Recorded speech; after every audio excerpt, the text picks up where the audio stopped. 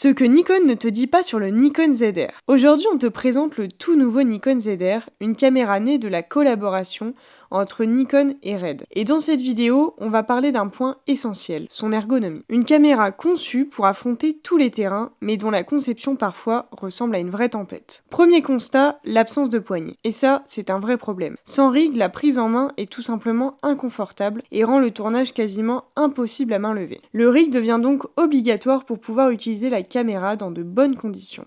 Mais même là, il y a un défaut de conception. Le rig officiel du Nikon ZR rend impossible le retrait de la carte CF Express une fois la cage Small Rig installée. Et même sans cage, la carte reste difficile à retirer. Un détail frustrant, surtout pour une caméra destinée aux professionnels. Mais comme après chaque tempête, il y a une accalmie, et là Nikon marque un vrai point.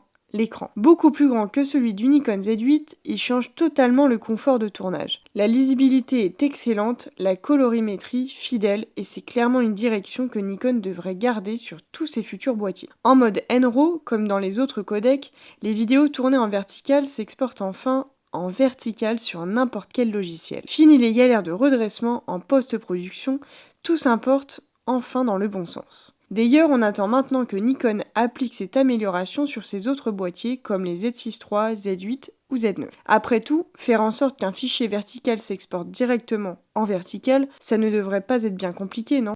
Surtout quand on sait que le ZR partage le même capteur que le Z6 III. Un petit ajout logiciel, mais qui ferait gagner un temps fou à tous les créateurs de contenu.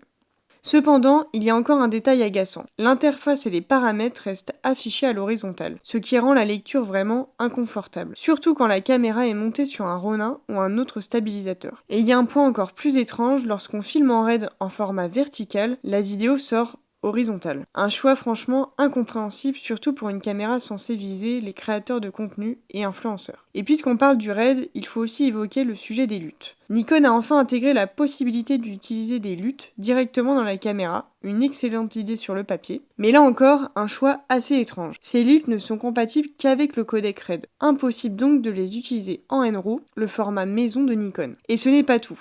Contrairement au précédent boîtier, le ZR n'a pas eu droit à un LUT N-Log spécifique au moment de sa sortie. Les LUT RAID, elles, n'étaient même pas disponibles au lancement de la caméra. Un oubli surprenant pour un boîtier aussi attendu. Alors forcément, on se pose la question, le Nikon ZR était-il vraiment prêt ? Ou n'est-ce qu'une bêta d'un futur produit plus abouti ?